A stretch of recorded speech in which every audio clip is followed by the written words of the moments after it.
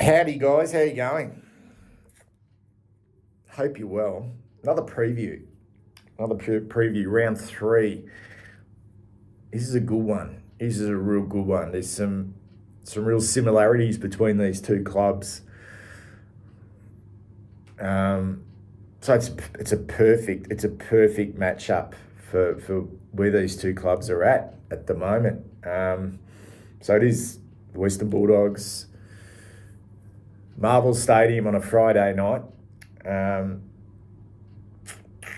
And yeah, it's some strange similarities going on between both teams. And I'm calling it I'll put it down here. I'm calling this the adversity / resilience cup. And I don't want to be making excuses for our football club, because every club will face obstacles. That's just what happens. And I keep going back to what Patrick Cripps said. I've got notes everywhere. I need to get better organised with this. Patrick Cripps, and I think he's probably been the most honest person I've heard. No spin. And this came a week after the season finished. It was pretty raw. Had an interview. Him and Jacob Wiedering spoke. And he said, we're a good club. We've become a good club. But we're not a great club. We're not a great club. And he spoke a lot about high performance. And it sort of sits with me, that comment from our skipper. And he looked, when he was speaking, it was the end of the season, he looked pretty flat and really disappointed with what happened at the end of last year, with that final. And there's no doubt the Bulldogs in a similar situation. They bowed out, was it against Hawthorn? Very, very disappointing end to the season for them. And I'm sure they had similar type conversations. And it's sort of like both clubs sort of offloaded two really, really good clubmen, popular clubmen, and probably for good reason. And at the time, and I feel like we did, but we were brutal and we shafted both Matthew Kennedy and Matt Owies. And I'm not sitting here now in hindsight saying it was a wrong decision. I just think when you're facing adversity like we are at the moment, and also the Western Bulldogs, you would like to be able to call upon really good club people. And I felt like Matthew Kennedy and also Matt Owies, regardless of what they could offer on field, I think they're both walking to our team right now. It's more the energy that they bring, the energy and the spirit that both of those boys brought to the club, and both kind of extroverts as well. I don't know how well that is sitting at the moment. I don't want to sit here and say that's had an impact on the way we're playing now. But the Dogs did similar things with Jackson McRae and Caleb Daniel. They've moved on.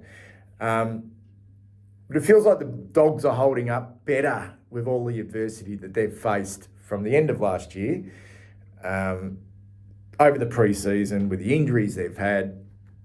Not only the injuries, but both clubs have now got, they've got Jamara Ugle-Hagan with his mental health issues. They had to deal with the Bailey Smith issues of last year in regards to all the rumours associated to him wanting to leave the club. We're going through that now with TDK, and he's playing some good footy.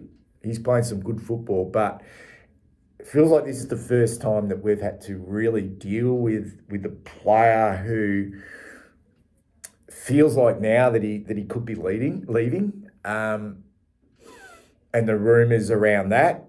And yeah, I don't feel like Patrick Cripps says it, we're not a great club. Great clubs can deal with this a little bit better, and we're not.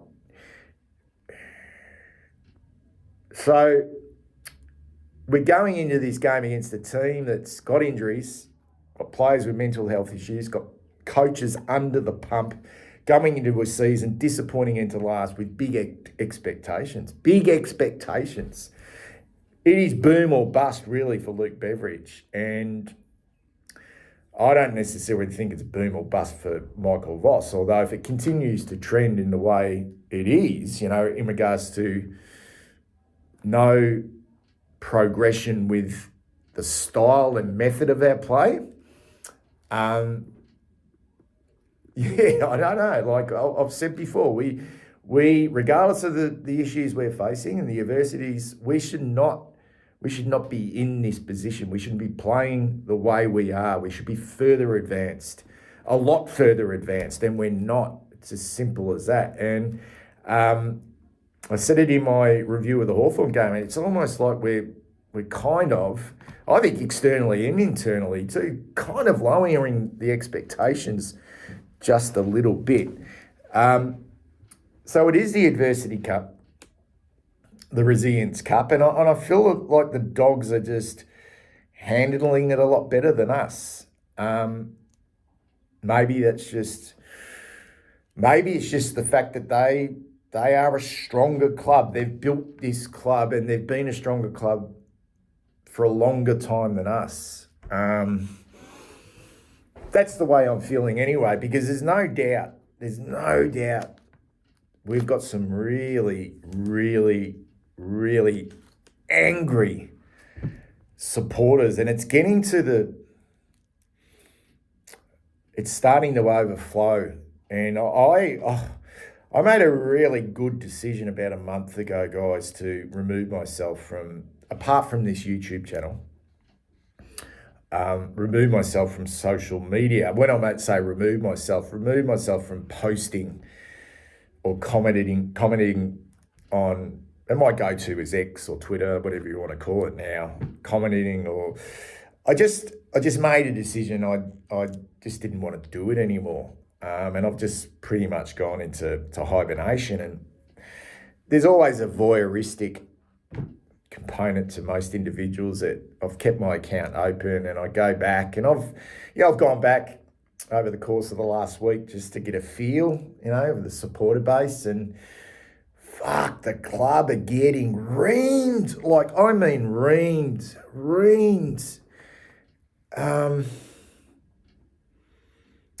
Whatever they do, whatever they say, and the social media team have got a job to do. And sometimes I'm not going to sit here now and say I haven't been critical of that in the past, but God almighty, whatever they do, and the club, to their credit, have opened up some open training sessions, some viewing sessions for supporters to go along. So I think that's a positive thing, but they're getting reamed for that. Like, people saying, why the fuck would you want to go for that just before? There was even one the other day, Peter Francis, 1979 premiership player for the Blues. Great player. He was a Bendigo boy. He was only at our club he played like 47 games, and I can't remember the reason why he left, but he was a star in that 1979 grand final.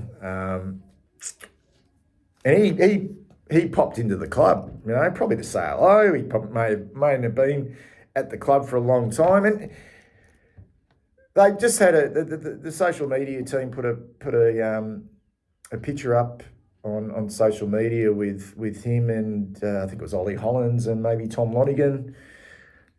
And my God, the comments. One bloke fucking said, "Oh, this is the problem with the football club. They're living in the past. Fuck this, you can't, this club's living in the past. These young kids, they don't want to be reminded about, these blokes are coming." Like, man, give us a spell. Jesus, we've got just some outrageously angry supporters. Now, I ain't got a problem with assessing the performance, assessing the way we're playing, but just to be completely whatever the club say or whatever the club do, and just be so. Even the Harry stuff today in regards to the news that he's got some mental health issues or personal issues. Just the response. My frigging God. So, and as I said, it's kind of like voyeuristic.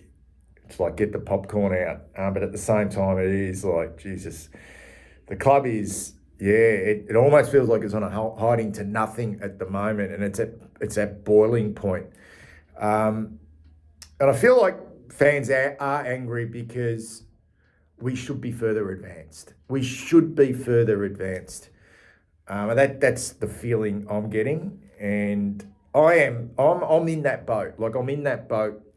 I'm not sitting here accepting where we're at and saying it's going to be okay, because I'm not seeing the progression of this group, and that really concerns me. And if it continues along this way, someone has to be held to account. They just have to be held to account. And it doesn't, like, the social media team have got a job to do. Okay, they've got a job to do. And social media team's there to promote the football club and kind of sugarcoat things. I know that can be frustrating, but oh God, some people are just angry at it. Are we a good enough club to get through this?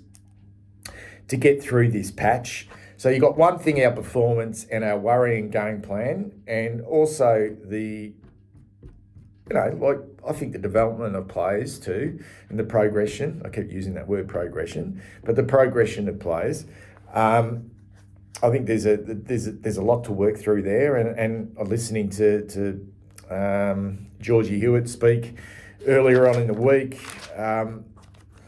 He seems to be pretty calm, and I love how they throw Georgie up. He's not the greatest speaker going around, but he's pretty deadpan. He doesn't give a lot away. Just sort of said that their skills are letting him down. It was all around polish, but with confidence that should grow, particularly on offense.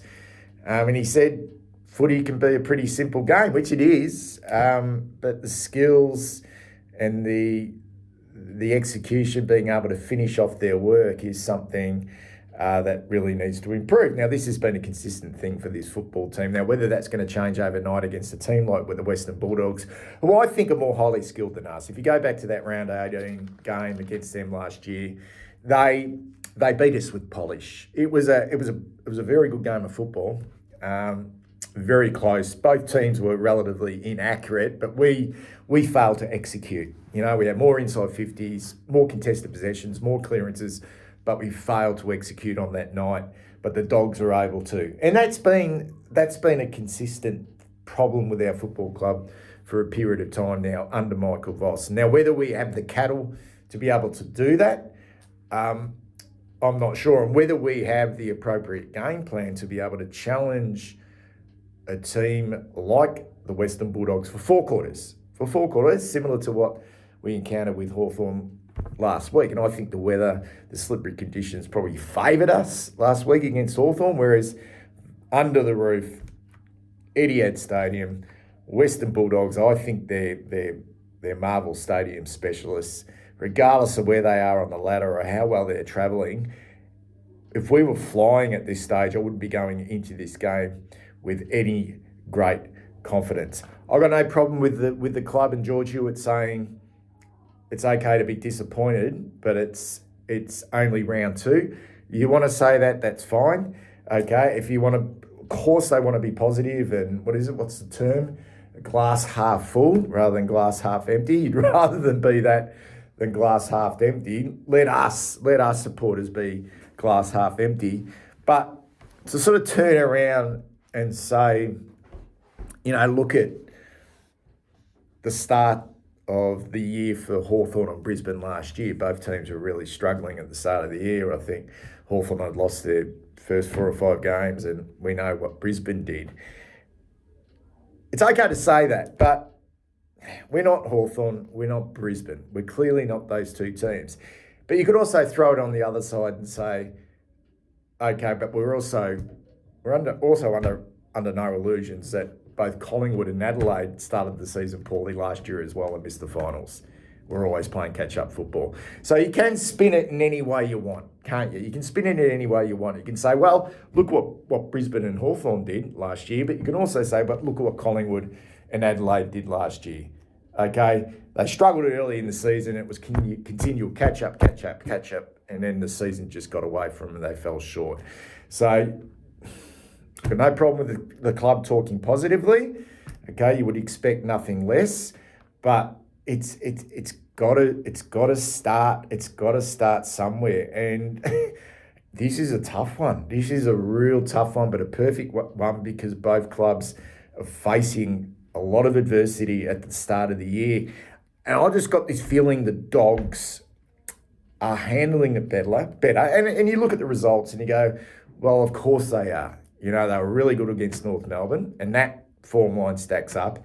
And they were really brave against Collingwood and probably got the raw end of the deal from the umpires in that game and probably should have won that game.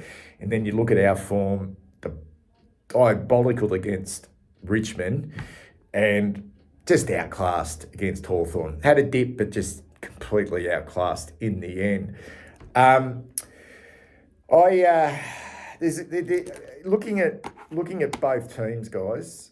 I'll start with the Dogs, and I mean, imagine losing Marcus Bontempelli. Imagine if we lost Patrick Cripps for an extended period of time. You imagine that, losing Cripper. But they've lost Bontempelli, but they've got one of the great fighters. And I think their coach is a fighter too. Like, he loves to get in the trenches. Doesn't take a backward step. And I think that comes across to the players. But Tom Liberatore, he doesn't like Carlton, and why would he? He's a bit of a history there.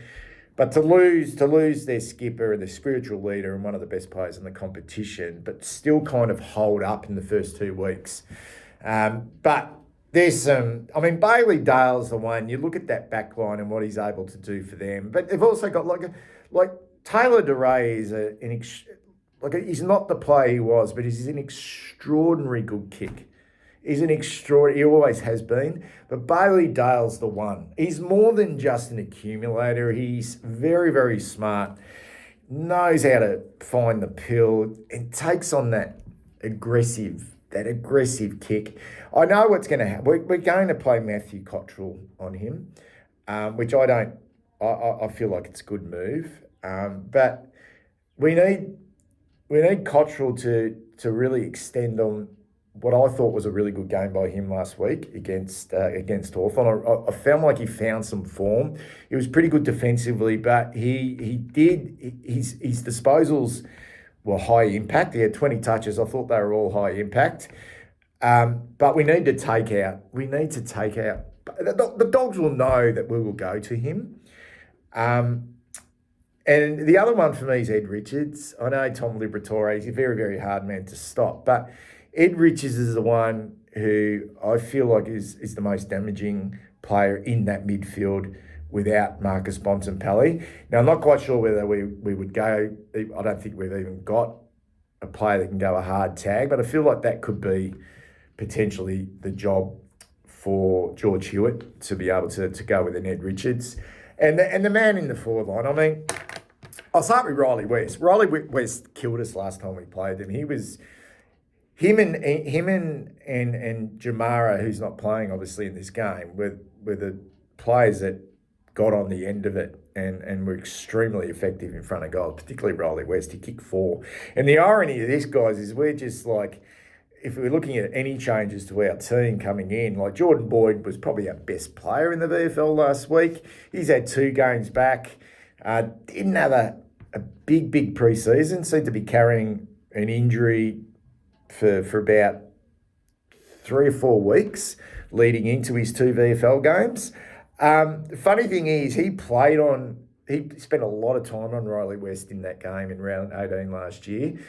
And we're just like, we need to get Jordan Boyd back. Well, he's going to have to really knuckle down defensively. because I think that's still of an area of the game that's a big concern for me, is his defensive actions. I'm not saying he doesn't have a go, but he loses his head a little bit. He doesn't concentrate, and this is why I think we're really missing, guys. We're really missing Nick Newman's influence. He was the one that was really going to drive those standards defensively. Listen to him speak over the off-season. When I watched them train out at La Trobe University, he was the one, more so than Jacob Wiedering, that was making players accountable. And this is why I feel potentially why Lockie Cowan hasn't had a great start to the year, because I know Nick Newman was his mentor. And I know Newman's on the sidelines. I know that he can still have a bit of an impact, but there's nothing better than having an experienced head and also a good footballer out on the ground as a leader, particularly in your back line. So I think he's a huge loss for us. But West, Vandermeer is in super form, or probably the best form he's been in since he's been at since he was drafted. He's been around a while now, and the big one, guys, is Sam Darcy. It's got to be.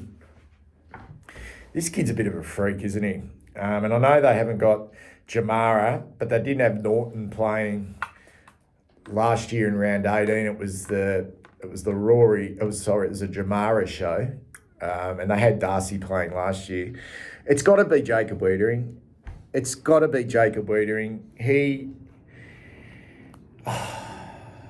be gobsmacked if Lewis Young does play and he does survive. I'd be gobsmacked if he goes to Sam Darcy. It's got to be Jacob Wiedering. I think he's got the body size to be able to work him off the ball getting into his hands. So I don't feel like Darcy is particularly strong if you would body him. And I feel like Jacob Wiedering's smart enough to be able to do that. He's got fantastic reach, obviously. So you can't let him get a jump at it. And I just feel opposition clubs are now probably well aware of what we want to do. We want to try and release Wiedering to be that intercept defender. That's probably going to have to come down to Mitch McGovern's role. You know, we're going to have to try and get him involved a little bit more. It's going to be a great contest between Tim English and TDK. TDK is in terrific form at the moment. I feel like we probably have the edge there. But in regards to the balance of both teams, we're going to have to try and make the Western Bulldogs kick the football. They're so far this year, they've been a higher handball team than us, which suggests they like to overlap run like Hawthorn did last week. So we obviously want to really pressure them and force them to kick. They're not as good a kicking team as Hawthorn. They can turn it over, and they will turn it over. So the pressure is got to be. It's got to be at its highest point for us in this game. But if we let them run, if we let them control that outside game, which I think we let them do in round 18 last year, I actually can't see us winning this game. I really can't. I'm going into this game with not a lot of confidence at all, guys. If I had to pick, if my life depended on it, I like to do this. If my life depended on it, I'm picking the Bulldogs to win this game. I just feel, even with the injuries they've got, they get Liam Jones back, O'Donnell potentially back as well, which shores up their back line. It really does. Buka Khamis probably goes out. So it'd be a Rory Lobb and a Liam Jones sort of combination down back. I still feel like they've probably got too much firepower for us, on the outside. So that's the way I'm seeing it at the moment. But I'm calling it the University Cup to finish on. I just don't feel, as Patrick Cripps said, we're a good club but not a great club. And I don't feel like we deal with adversity at all well. So I'd be very, very surprised if we go to Marvel Stadium tomorrow night and come home with what I consider to be a great performance to beat the Western Bulldogs tomorrow night. Anyway, guys, take care. Speak soon.